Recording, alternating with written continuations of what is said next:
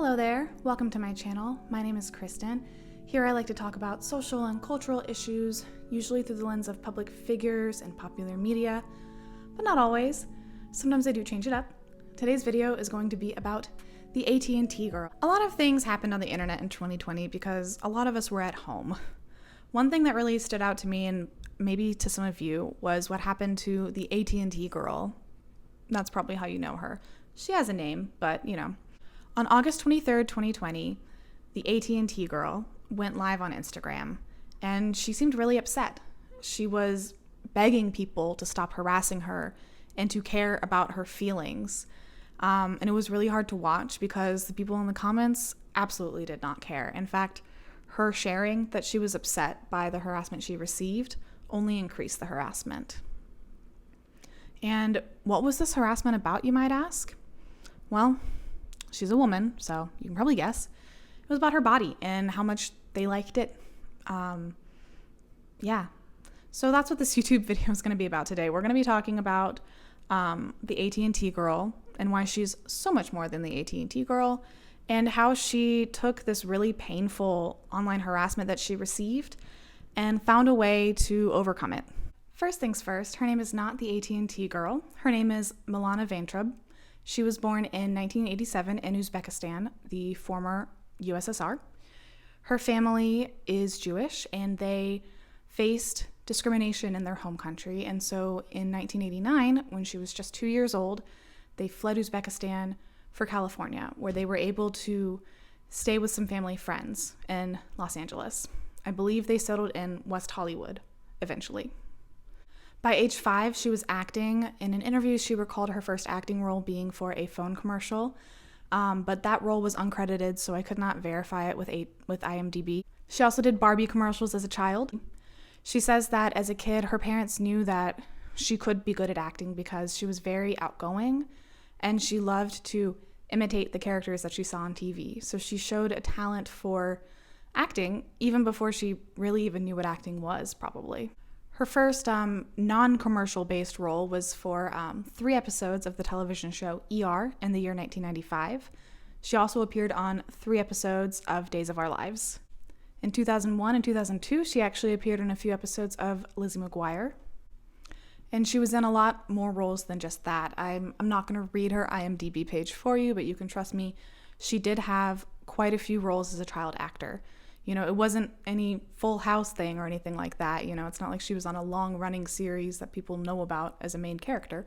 But she did play a lot of, supporting roles, or like 1-episode roles or 3-episode roles, smaller parts in quite a lot of shows. So she has, an extensive career going back to since she was a child.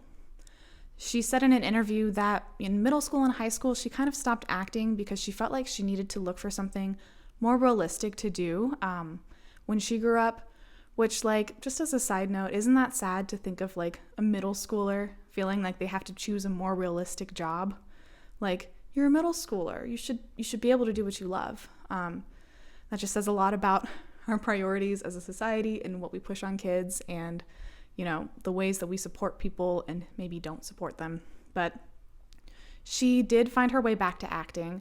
She went to UC San Diego, where she says she never really found a major she felt passionate about or some kind of job she thought she could do, but she did end up getting into the theater program, where she got back into acting and found her love for it again. Something I think that's really special about Milana is that she really cares about personal growth and about always trying to be a better version of herself and be better prepared for the future.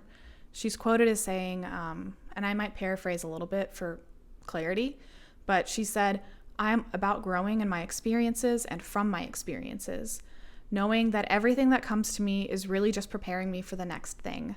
And this attitude that she has, that she approaches life with, I think brings her resilience and has allowed her to manage some of the more tricky things that she's gone through. And I'm really only going to hit on one of those tricky things because it was public, and I'm not going to be delving much into her personal life at all. But I just wanted to bring that up and, kind of to show you what kind of person she is, really strong and growth-oriented person. She has said in interviews that in the acting industry, you have to do a lot of asking or even begging for work, and that opportunities do not always come easy, and sometimes you have to make your own opportunities. And so after watching a Tony Robbins speech, I believe he's a inspirational speaker, she says that she decided that she wanted to take matters into her own hands and create some work for herself. So she and a friend started up a YouTube channel called Live Prude Girls. It was a comedy channel, and I believe the name is kind of a play on all of those weird ads you get on sketchy websites that flash live girls, or like when you're driving on the highway and you see the billboard for live girls. I think it's a play on that, because it's Live Prude Girls, And on this show, they would do kind of interviews. They would interview like their neighbor or whoever, and just do comedy. The channel got bigger and bigger. It ended up like, I forget which famous person it was that came on for an interview. It wasn't Tom Hanks, but it was somebody that reminds me of Tom Hanks. If I can't remember it while I'm filming, I will put his name on the screen. It wasn't Tom Hanks, though. It was a man actor that's well known. But this YouTube channel where she and her friend did comedy, it got pretty big, and it got her noticed by a manager. And this manager, reached out to her and wanted to work with her. She said yes. And this manager helped her find a good agent who helped her start getting more and more acting roles. So this was kind of where her career started to really take off, was after she had, again, taken matters into her own hands and kind of made a name for herself and just found a way to get herself out there. With her new manager and her new agent, she got a lot of new roles, including the one that she is most known for, Lily from AT&T. So from 2013 to 2017, she filmed 40 commercials, I think more than 40 commercials for AT&T as this character Lily. And as I'm sure you know, these commercials, they really touched a nerve for a lot of people. I don't know why, but her role in these commercials is very memorable. Sadly, they remember her as the AT&T girl instead of her real name, but she brought some energy to the role, which you don't normally see in commercial acting, I don't think. And I think that's what made her resonate with people. That and the fact that they found her beautiful, which, she is. So in addition to the AT&T commercials that you know her for, she appeared in over 19 different TV shows with more than 40 episodes across the shows from 2013 to 2020, as well as in 5 movies, including the Alley Rat Girl from Ghostbusters, which I thought, was it Alley Rat Girl? It might have been Rat Alley Girl. It was a silly name for a role, but so she's been pretty prolific. Sometime in 2020, after she had finished filming the AT&T commercials, her AT&T commercial character became somewhat of an internet meme. Not sure exactly how it started. Probably started on Twitter or something like that, where people were posting about how, she's really pretty, in her AT&T button up, and in that role, you don't really notice how pretty she is because, I don't know, it's just not really what you think about when you're going to the AT&T store and talking to employees, right? Which is probably good. But somebody pointed out like, hey guys, this girl is drop dead gorgeous. And the internet did what it does. It took things way too far. There's nothing wrong with people being like, oh yeah, this girl's really pretty, and just moving on. But they did not move on. They kept going and escalating. And people, mostly people of one gender, I'll let you guess which gender it was, started commenting really, really strange, really, really not okay things on her Instagram, on any AT&T commercial posts, anywhere they talked about her, people will comment about certain things. I'm not gonna put it in the video, but it's, things about her body that were quite not cool.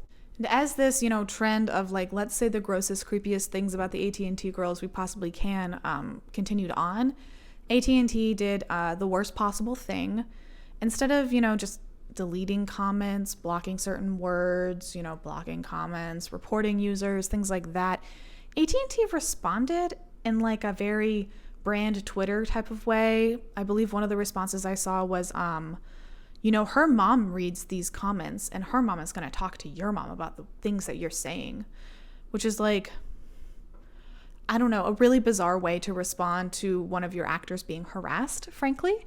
And if anyone, if you've been on the internet before, you know exactly how this went. Once people saw that AT&T was responding in like really odd ways, the goal became to get AT&T to respond to you. So people started saying even weirder and weirder stuff. And all the while, she's having to deal with this on the other side. She's having to get DMs and be tagged in things and have people come to her and show her stuff of people saying just these really, really uncomfortable things about her body. Also, side note, I don't know what my neighbors are doing. It sounds like they are just moving furniture, and they've been doing it like all day. I knew that this would happen when I got upstairs neighbors. I didn't realize how annoying it would be. Anyway, moving on. Things with the harassment really came to a head in August of 2020 when she went on Instagram Live to basically try and plead with people to stop harassing her. She said, all these comments, it hurts my feelings. It's just dehumanizing, a little objectifying, and sad. It makes me sad. I know what you guys are trying to do is be funny and connect with each other and get props from your friends, but it really bums me out. And, during the stream, she keeps getting comments of people who are completely ignoring what she's saying and still continuing to objectify her. And she told them that it really brings up feelings of being like, she also said, I'll just be walking my dog and I'll get messages from people who have distorted my pictures to get likes from their account. And, she asked everybody, like, what should I do? How do I deal with this? And someone told her, you have to show people that these words have no power to hurt you, and then they'll stop doing it. And then she said, oh, so it's showing people my weakness, showing people that I have feelings will just make them want to hurt my feelings even more, which was just a really sad realization to watch her have on live. I think that when she went on live stream, she thought, if I just tell these people that they're hurting my feelings and that they're upsetting me, then they'll stop. Because most people, at least I personally, don't like to hurt people's feelings. So if someone tells me that I'm hurting them, I'm going to stop what I'm doing. But I guess she, is a good person who does care about other people's feelings, which can't be said for all of the people who are harassing her online. And again, let's keep in mind there was only one gender harassing her. Okay, it was a woman. This Instagram live stream was really like the low point in terms of what I've seen from her story. It was just really heartbreaking and sad to see her feeling so low and having people just not care at all. It was really messed up. So obviously she got off Instagram. I think she got off all social media for a while, and she went away. She probably had some healing to do and needed to just not, have online profiles that people could reach her with to harass her on. So she had to deactivate Instagram. But in 2021, it seems like she has been able to heal and move on and find a way to kind of take her own power back. And the way she did that is by doing more AT&T commercials, except this time she actually came to AT&T with the idea. She came up with the sketch ideas. She actually did the directing of the commercials, and she filmed and produced them all in her own home with her partner. And as the director of the commercials and the writer of the skits, she was able to decide exactly how her body was going to be framed and how much of her body the viewers would see and from what angles and everything about it. So she really was able to take complete control over the situation. So in the new ads, you'll see her, standing behind counters or sitting down and just in positions that make it a little bit harder to be creepy towards her. And I think her decision to, pitch this commercial back to AT&T and, offer to reprise the role, but this time with her calling the shots, was a really great way for her to take back control of the situation and to be able to really have agency, which people online tried to take away from her when they were harassing her in 2020. Of course, funnily enough, when the commercials were coming out, there were people speculating about is she pregnant? Why are they hiding her stomach? Is AT&T trying to protect her from harassment? And so she tweeted to clear things up. She said, no, I am actually the one directing these commercials. I'm the one who's deciding how much of my body you see. And, you guys have lost the right to see me, full body for quite some time until I feel safe again. I'm paraphrasing. I'll put her tweet on the screen so you can see what exactly she said. But basically she said, yeah, you guys lost the right to see me. So I'm going to be deciding now how I'm framed. And yeah. So I think this is like a really like powerful, optimistic story of someone who, had something really crappy happen to them and who found a way to take their power back. I believe that she wants to do more writing and more producing in the future. She's got a few producing credits and a few writing credits on IMDb right now, and I'm excited to see what else we get from her. She's got one project that is just currently announced, but I don't know when it's coming out. So yeah, thank you for watching this video. I really appreciate everybody who gives me their time and wants to hear something that I have to say. This video is probably going to be a little shorter than some of my other ones. I know I've been making like 20-30 minute videos. There just wasn't as much to say in this one. But yeah, I hope you have a wonderful day. Please feel free to leave a comment. I am going to start doing comment shoutouts. In fact, maybe I should do a comment shoutout in this video. Should I do one?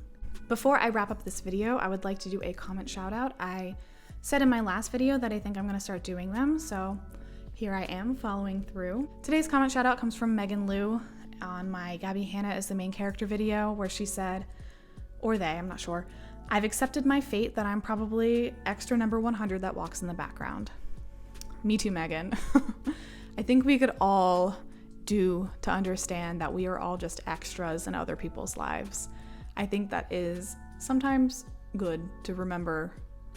Not that we are insignificant, because that sounds pessimistic, but just to remember, we're not that important. We don't have to take ourselves that seriously. It's okay to laugh at ourselves, and we don't have to be the center of attention. So I am also extra number 100 in the background, Megan. Thank you if you are someone who comments on my videos, or if you just watch them, or if you like them, or whatever you're doing. I really appreciate it. This channel has seen a decent amount of growth in the last few weeks, and it really excites me. I'm excited to see where things go. So yeah, thank you so much for watching. I hope you have a wonderful day, and yeah, bye.